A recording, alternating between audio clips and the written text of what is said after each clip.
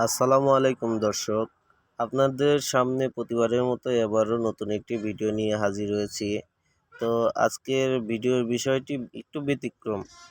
আমরা আগামীকাল যশোর নোয়াপাড়া ট্রাক টার্মিনালে এসে অবস্থান করছি। তো ইতিমধ্যে আপনাদের সামনে যে বিষয়টি দেখাচ্ছি এটি হচ্ছে একটা হনুমান। তো এই হনুমানটি আশেপাশে যেসব দোকান আছে, হোটেল আছে এবং আশেপাশে মানুষদের উপর ক্ষিপ্ত এবং চড়াও হয়ে তাদেরকে অযথা আক্রমণ করতেছে এবং আশেপাশের দোকানে গিয়ে অনেক কিছুই করতেছে, মানুষকে ভয়ভ্রান্তি দেখাচ্ছে। তো আমরা যতদূর শুনেছি এই হনুমানটি আরও 2 জনকে আহতও করেছে এবং এটি গুরুতর আহত হয়েছে ওনারা।